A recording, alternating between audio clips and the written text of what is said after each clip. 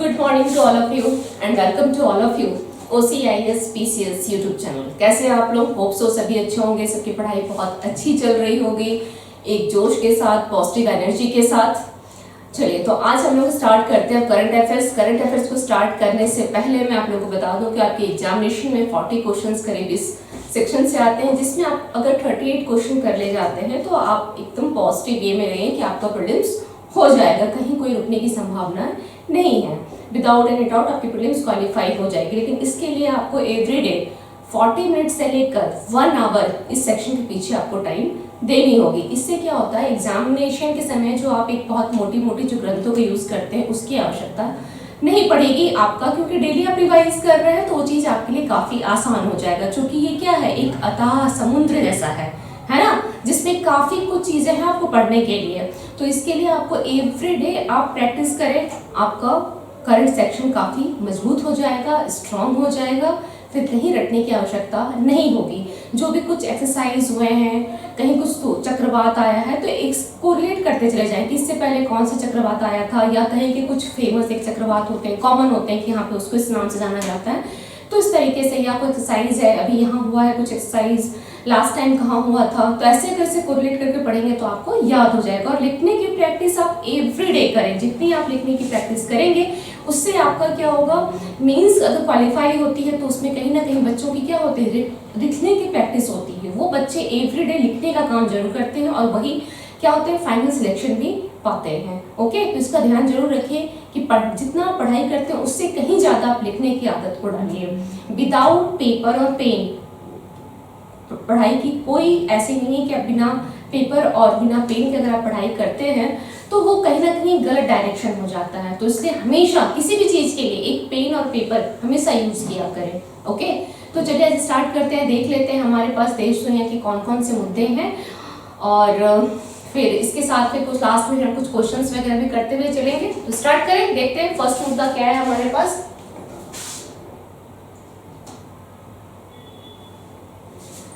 एक शक्तिशाली चक्रवात इल्सा पश्चिमी ऑस्ट्रेलिया के तट से टकराया। ठीक है, पश्चिमी ऑस्ट्रेलिया के तट से। क्वेश्चन हमारा क्या बन सकता है यहाँ पर, कौन सा चक्रवात है, इल्सा। इल्सा कहाँ से आया है, ये पश्चिमी ऑस्ट्रेलिया के तट से टकराया। ऑस्ट्रेलिया में एक कॉमन जो चक्रवात है जिसे हम लोग किस नाम से जानते हैं, विली विली के नाम से जानते हैं, ध्यान रखिएगा। ऑस्ट्रेलिया का ये कॉमन है, जैसे अमेरिका का क्या हो गया, हरिकेन हो गया, आपका जापान फिलीपींस का क्या होगा, टाइफून हो गया, चीन का भी टाइफून है। तो इस तरह से ये ध्यान रखिएगा कि ऑस्ट्रेलिया में विली विली है, और ये जो है ये आपका पश्चिमी ऑस्ट्रेलिया के तट से टकराया है जिसका नाम है इल्सा। ओके, चलिए नेक्स्ट मुद्दा हमारे पास क्या है, देखते हैं। NHAI, okay, national highways authority of India. चलिए, NHAI ने नागार्जुन सागर श्रीशैलम टाइगर रिजर्व के साथ समझौता किया है। ओके, अब समझौता क्या है उसे भी देख लेते हैं। चलिए, ठीक है, यहां पर इसने क्या किया, सबसे पहले नागार्जुन सागर श्रीशैलम बाघ अभयारण्य जो है ये कहाँ है, तो यह आंध्र प्रदेश में भी है और कुछ इसका तेलंगाना राज्यों में भी इसका कुछ हिस्सा फैला हुआ है।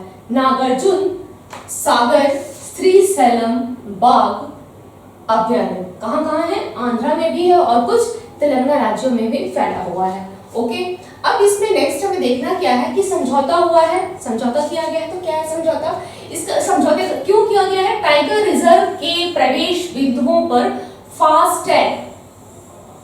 फास्टैग के माध्यम से पारिस्थितिक तंत्र प्रबंधन, ओके, यानी इकोसिस्टम मैनेजमेंट कोऑर्डिनेशन, शुल्क एकत्र करने की सुविधा प्रदान करना है। किसके माध्यम से, फास्टैग के माध्यम से। एक्चुअली फास्टैग क्या है आप लोग सभी जानते हैं कि 4 पहिया उससे ऊपर वाले गाड़ियों के लिए, जैसे टोल प्लाजा में ये यूज होता है। पहले क्या होता, गाड़ी खड़ी रहती थी वहां पे टोल देने के लिए टाइम लग जाता था, लेकिन फास्टैग के माध्यम से अब ऐसा नहीं है, अब लंबी लाइनें लगती है, समय की बचत हो जाती है।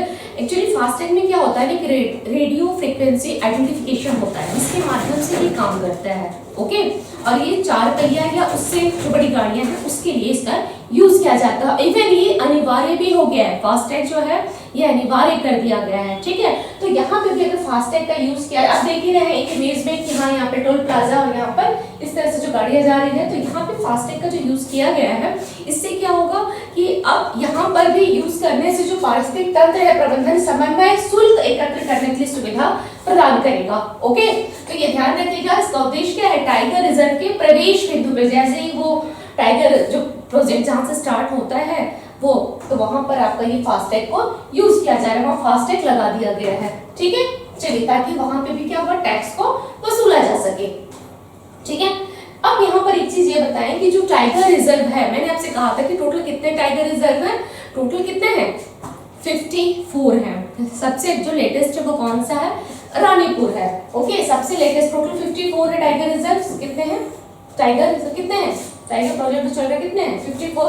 रानीपुर लेटेस्ट वाला है, जो कहाँ है, ये यूपी में है, ये यूपी में है, ठीक है। प्रोजेक्ट टाइगर के कितने साल हो गए हैं, प्रोजेक्ट टाइगर के 50 साल हो चुके हैं, और इसी की सेलिब्रेशन कहाँ किया गया था, इसका सेलिब्रेशन कर्नाटक के मैसूर में 50 इयर्स होने पर इसका सेलिब्रेशन कहाँ किया गया, कर्नाटक के मैसूर में इसका सेलिब्रेशन किया गया। ओके, जैसे गज उत्सव का कहाँ किया गया था, असम के काजीरंगा में, जो कि प्रोजेक्ट एलिफेंट को लेकर के था। अच्छा, ये प्रोजेक्ट टाइगर को स्टार्ट कब किया गया था, तो ये प्रोजेक्ट टाइगर आपका स्टार्ट हुआ था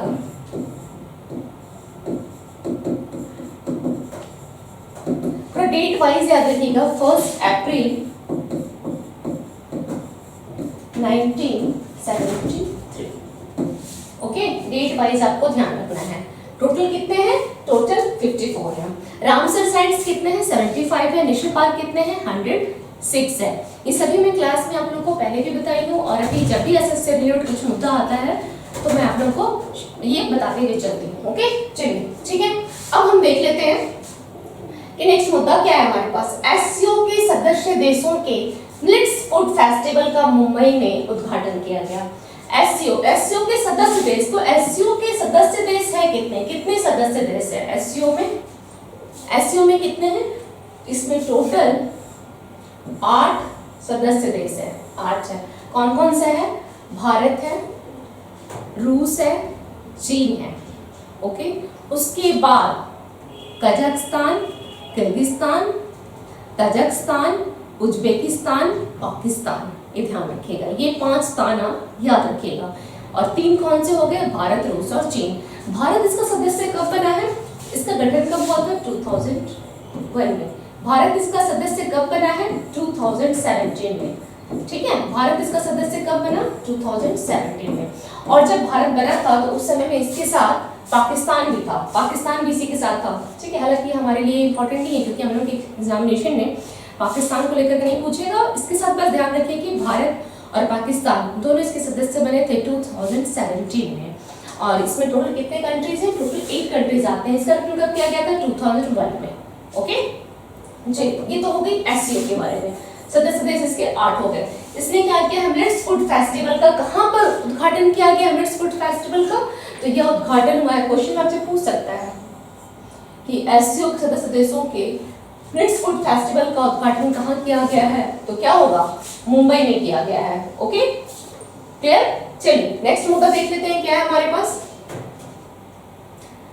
एडीआर की रिपोर्ट के अनुसार जगनमोहन रेड्डी भारत के सबसे धनी मुख्यमंत्री हैं। किसकी रिपोर्ट है ये, एडीआर, ठीक है। एडीआर की रिपोर्ट के अनुसार जगनमोहन रेड्डी क्या है, भारत के सबसे धनी क्या है, मुख्यमंत्री ये बन चुके हैं। ओके, चलिए इनको बनाया गया है। अब यहाँ पे सबसे पहले रिपोर्ट किसकी है, एडीआर की है। इसको माना गया है जगनमोहन रेड्डी को भारत का सबसे धनी मुख्यमंत्री।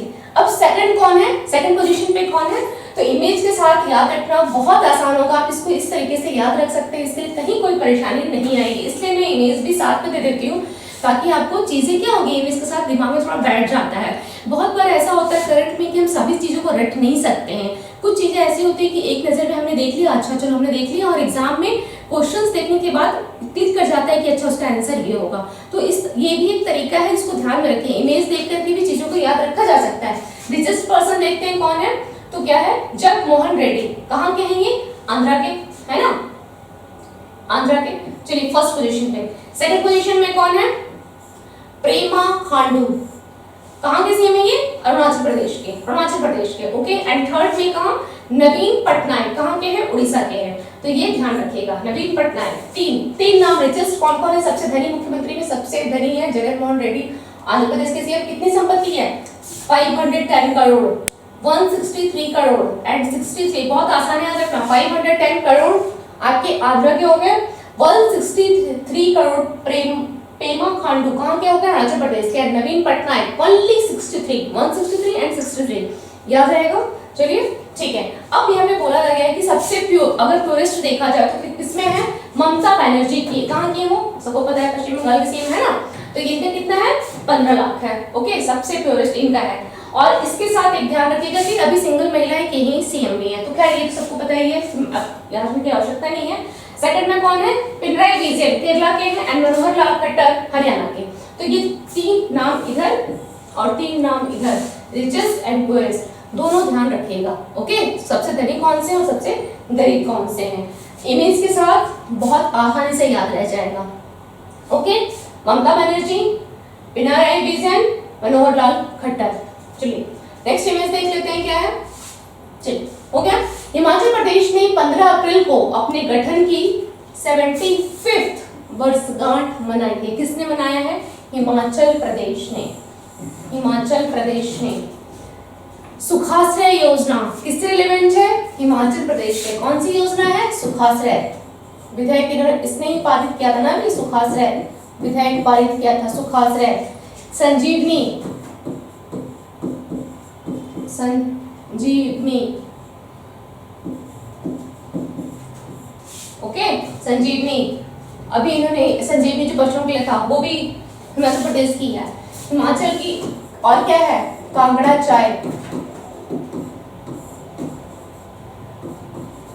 इसी उत्पाद को जीआई टैग दिया गया है ना, हिमाचल की कांगड़ा चाय को। तो 3 फैक्ट्स आपको ऐसे ही याद हो गए। हिमाचल प्रदेश की सुखाश्रय विधेयक है, ये बिल है, सुखाश्रय विधेयक बिल।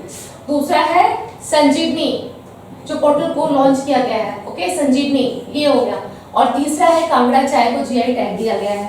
बहुत आसानी से ध्यान रहेगा। सुखाश्रय जो है वो अनाथ बच्चों के लिए है, संजीवनी आपके वहाँ के पशुओं के लिए, जो पशु मालिक जो है उनके लिए, जो डेयरी किसान है उनके लिए, कि वहाँ के डोर टू डोर जाकर के ये मदद पहुँचाएगी।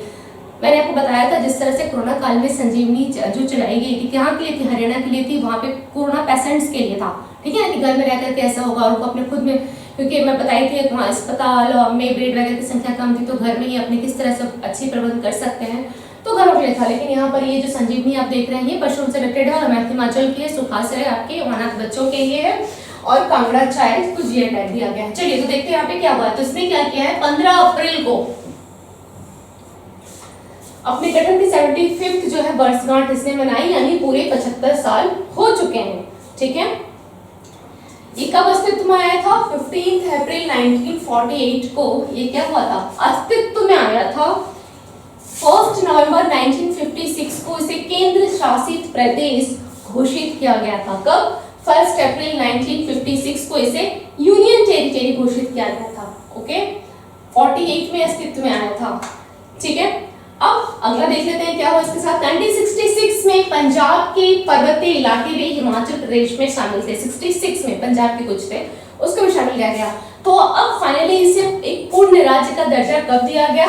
तो 25 जनवरी 1971, 25 जनवरी 1971 को इसे क्या दिया गया? एक पूर्ण राज्य का दर्जा दिया गया, और यह देश का 18th स्टेट है।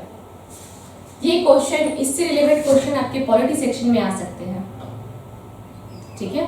इससे रिलेवेंट क्वेश्चन आपके पॉलिटी सेक्शन में आ सकते हैं, ध्यान दीजिएगा। तो हिमाचल प्रदेश को पूर्ण राज्य का दर्जा 25 जनवरी 1971 को प्रदान किया गया, और यह देश का 18वां राज्य था। इसलिए हिमाचल प्रदेश जो है 25 जनवरी को क्या मनाता है? राज्य दिवस मनाता है। 25 जनवरी को राज्य दिवस मनाता है। क्लियर? कोई डाउट नहीं है? चलिए नेक्स्ट मुद्दा देखते हैं क्या है हमारे पास। भारत का पहला 3D प्रिंटेड डाकघर बेंगलुरु में स्थापित किया गया। कुछ नहीं, डायरेक्ट पूछेगा, भारत का पहला 3D प्रिंटेड डाकघर निम्नलिखित में से कहाँ स्थापित किया गया है? तो आंसर क्या होगा? बेंगलुरु में। बस ये क्वेश्चन इससे बनेंगे। भारत का पहला 3D प्रिंटेड डाकघर बेंगलुरु में।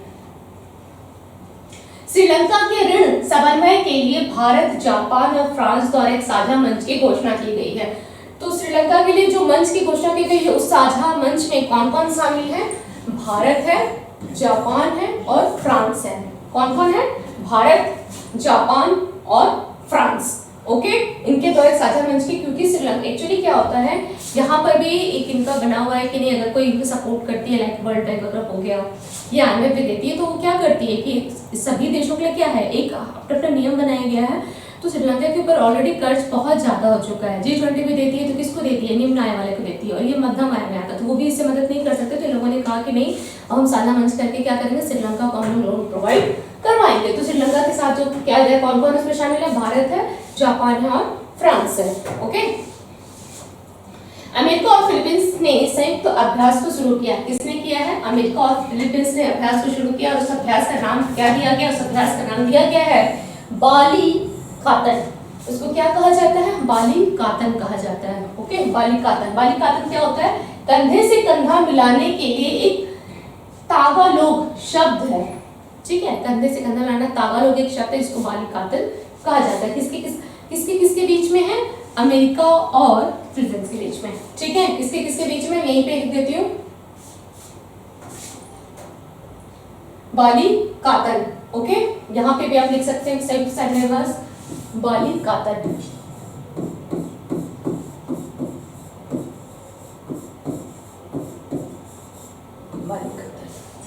ओके, चलिए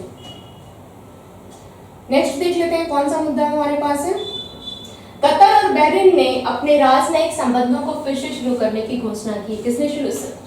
कतर और बहरीन।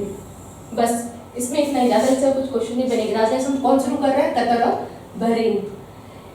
AIMA का business leader of the decade पुरस्कार किसको दिया गया है? Kumar Mangalam Birla. Business leader of the decade Kumar Mangalam को दिया गया है। ओके, चलिए ठीक है, इसमें और कोई डाउट? AIM का business leader of the decade पुरस्कार कुमार मंगलम बिरला को प्रदान किया गया है। ठीक है, चलिए इससे रिलेटेड कोई खास क्वेश्चन और नहीं बनेंगे। तेलंगाना के मुख्यमंत्री द्वारा 125 फुट ऊंची अंबेडकर प्रतिमा का अनावरण किया गया है। तेलंगाना के मुख्यमंत्री द्वारा, कौन है? चंद्रशेखर राव, है ना, ये चंद्रशेखर राव द्वारा।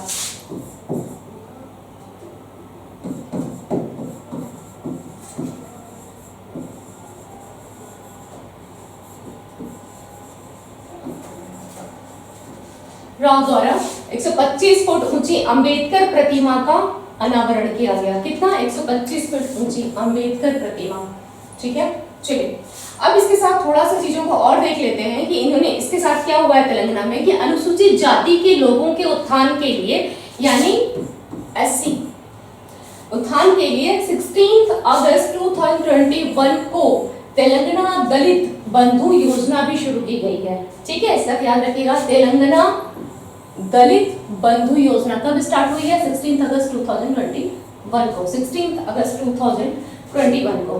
ठीक है, अब यहाँ पे थोड़ा सा एक चीज ये ध्यान देंगे कि ये जो शुरू किया गया है 125 फुट ऊंची अंबेडकर प्रतिमा, ये कहाँ पर किया गया है? तो हैदराबाद के जो हुसैन सागर जो झील है वहां पर किया गया है। ठीक है, हैदराबाद का कौन सा है? हुसैन सागर झील।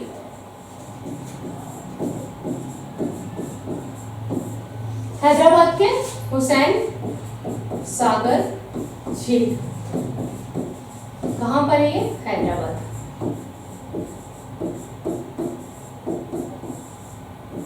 बस इतना थोड़ा ध्यान रखिएगा इसमें। ओके, कहां पे किया गया है ध्यान रखिए। कितनी फीट है? 125 फुट है, जो भारत का सबसे क्या है, सबसे बड़ी प्रतिमा इसीलिए माना जा रहा है। नेक्स्ट मुद्दा देख लेते हैं क्या है हमारे पास। वैश्विक व्यावसायिक परिवेश रैंकिंग में भारत की रैंक 6 स्थान पर सुधार हुआ है। वैश्विक यानी India improves its ranks by 6 places in global business environment ranking में। ग्लोबल बिजनेस इन्वायरमेंट वैश्विक व्यावसायिक परिवेश रैंकिंग में भारत की रैंक कितनी है? 6 स्थानों का सुधार हुआ है। अब और इसे जारी कौन करता है? इसे जारी किया जाता है इंटेलिजेंस यूनिट द्वारा, है ना, इकोनॉमिक्स इंटेलिजेंस यूनिट द्वारा इसे जारी की जाती है। तो भारत की रैंकिंग है कितनी है फिर? तो भारत की रैंकिंग कितनी है? 52nd थी, सुखनकर 46 हो चुकी है, 46 हो गई है। ये इंपॉर्टेंट है, व्यावसायिक परिवेश रैंकिंग, ओके, ये इंपॉर्टेंट है। 56 से 46 हो गई है। चलिए इसमें फर्स्ट, हाँ इसमें थोड़ा सा फर्स्ट भी देख लेते हैं। फर्स्ट कौन सा है इसमें? फर्स्ट पोजीशन पे कौन सा है? सिंगापुर। भारत की रैंकिंग तो कितनी हो गई? सिंगापुर, कनाडा, डेनमार्क,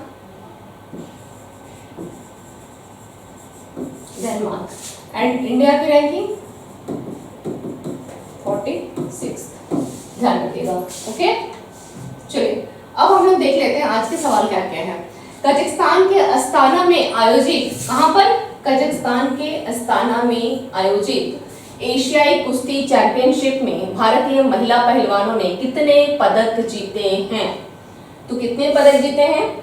6, 7, 8, 9, 7 पदक। कहां पर हुआ है? कजाकिस्तान के अस्ताना में आयोजित किया गया है एशियाई कुश्ती चैंपियनशिप। ओके, भारतीय पहलवानों ने कितने पदक? टोटल 7 पदक जीते हैं, जिसमें 2 आपके रजत हैं यानी सिल्वर, और 5 आपके कांस्य पदक यानी ब्रॉन्ज है। ठीक है, 2 पदक में एक आपकी निशा दहिया जो 68 केजी में है, एंड अंतिम पंघाल 53 केजी में। ओके, चलिए तो ये तो हो गया। निशा दहिया मैंने बताया ही था जो हरियाणा की है। तो ये कहाँ पे हुआ है? ये अब यहाँ पे महिलाओं की रैंकिंग अगर आप देखते हैं, ठीक है, एशियाई कुश्ती चैंपियनशिप में, तो भारत के महिलाओं की रैंकिंग में भारत की पोजीशन कितनी है? 3rd है। महिलाओं की रैंकिंग में, भारतीय महिलाओं की रैंकिंग अगर देखते हैं तो भारत की पोजीशन कितनी है? महिलाओं की रैंकिंग में कितनी है? 3rd है। तो फर्स्ट पे कौन है? फर्स्ट पे जापान है, सेकंड पे चीन है। महिला रैंकिंग, भारतीय जो पहलवान के महिला रैंकिंग में, ओके, महिला रैंकिंग में भारत की position 3rd, first Japan, second चीन है। चलिए नेक्स्ट क्वेश्चन देखते हैं। एक शक्तिशाली चक्रवात इल्सा डैश के तट से टकराया? जापान, चीन, ऑस्ट्रेलिया, कनाडा। तो इसका राइट आंसर क्या हो जाएगा? ऑस्ट्रेलिया। इल्सा मैंने अभी आप लोग थोड़ी देर पहले बताया है ना। जब हम थोड़ा सा देख लेते हैं क्लास में थ्योरीज पढ़ने का तो क्वेश्चन करना और आसान हो जाता है। चलिए, निम्नलिखित में से किस मेट्रो ने भारत का पहला अंडर वाटर मेट्रो परीक्षण शुरू किया है? Delhi metro, Kolkata metro, Chennai metro, Patna metro. तो राइट आंसर कोलकाता मेट्रो ने अभी स्टार्ट किया है, ये पहला ऐसा है। ओके, भारत का पहला, वेरी इंपॉर्टेंट, भारत का पहला वर्ड, पहला शब्द मैंने कहा है, पहला, पहली, फर्स्ट जहां हो वो इंपॉर्टेंट हो जाता है। तो भारत का पहला अंडर वाटर मेट्रो परीक्षण कहां स्टार्ट किया गया है? कोलकाता मेट्रो। भारत का पहला 3D प्रिंटेड डाकघर किस शहर में स्थापित किया जाएगा? नई Delhi, Bengaluru, Gandhinagar, Pune. Bengaluru is the right answer. निम्नलिखित में से किन देशों ने बाली कागा नामक संयुक्त सैन्य अभ्यास शुरू किया है? अमेरिका और फिलीपींस, रूस और चीन, ब्रिटेन और जापान, भारत और ऑस्ट्रेलिया। अमेरिका और फिलीपींस ने कौन सा? बाली कागान। ओके, अगर आपसे ये पूछा जाए कि कोबरा वॉरियर किसने स्टार्ट किया है तो क्या होगा? भारत और यूके ने Cobra Warrior. Veer guardian, Bharat, Japan. Okay, doctor B.R. Ambedkar की भारत की सबसे ऊंची प्रतिमा, भारत की सबसे ऊंची प्रतिमा कितनी है? 125 फीट। ओके, का अनावरण किस स्थान पर किया गया है? हैदराबाद, कानपुर, नागपुर, चेन्नई। हैदराबाद के कहां पर? हुसैन सागर झील। ओके, भारत, जापान और फ्रांस ने किस देश के ऋण पुनर्गठन के समन्वय के लिए द्विपक्षीय ऋणदाताओं के बीच बातचीत के लिए एक साझा मंच की घोषणा की है? Zimbabwe, Sri Lanka, Ukraine, Pakistan. Sri Lanka is the right answer. कौन कौन शामिल है? भारत, जापान और फ्रांस। इंपॉर्टेंट क्वेश्चन है, भारत, जापान और फ्रांस। एडीआर रिपोर्ट के अनुसार भारत में सबसे धनी मुख्यमंत्री कौन है? जगनमोहन रेड्डी, पेमा खांडू, नवीन पटनायक, नीतीश कुमार। भारत में सबसे धनी मुख्यमंत्री एडीआर रिपोर्ट के अनुसार, किसके अनुसार? एडीआर रिपोर्ट के अनुसार। ओके, एडीआर रिपोर्ट का क्या होता है? एसोसिएशन फॉर डेमोक्रेटिक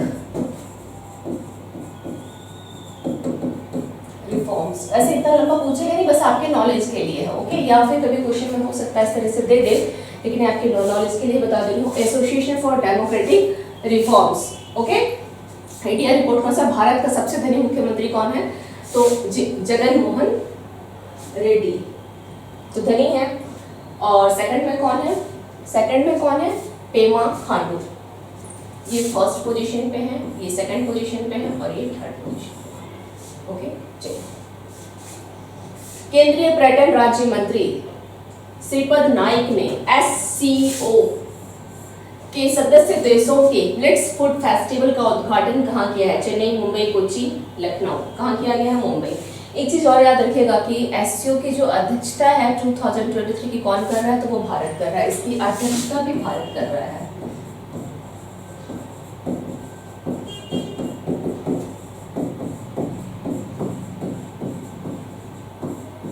ओके, चलिए। लास्ट क्वेश्चन है, निम्नलिखित में से किन देशों ने अप्रैल 2023 में अपने राजनयिक संबंधों को फिर से शुरू करने की घोषणा की? ईरान और ओमान, भारत और ईरान, बहरीन और कतर, सऊदी अरब और ओमान। तो बहरीन और कतर। मैंने आपको भी बताया था कि क्वेश्चन इस तरीके से बन सकता है। तो क्या होगा? किन देशों ने अप्रैल 2023 में अपने राजनयिक संबंधों को, ओके, यानी डिप्लोमेटिक जो रिलेशंस होते हैं उनको फिर से शुरू करने की घोषणा की है? तो बहरीन और कतर ने। तो ये आपके सभी क्वेश्चंस हो गए। अब आप लोगों को कुछ भी डाउट हो, इससे रिलेवेंट कोई भी डाउट हो तो आप लोग कमेंट सेक्शन में जरूर कमेंट करें। ये मेरी अपनी यूट्यूब चैनल है OCIS PCS। ओके, तो मुझे तभी समझ में आएगा जब आप कुछ कमेंट करेंगे तो उसमें कुछ सुधार की जा सकती है। विदाउट कमेंट कुछ सुधार नहीं हो पाएगी। और चूंकि ये आपकी अपनी चैनल है ना, तो इसको लाइक करें, शेयर करें, सब्सक्राइब करें। तो फिर मिलते हैं नेक्स्ट करंट अफेयर्स की क्लास में। Okay, thank you to all of you and have a nice day.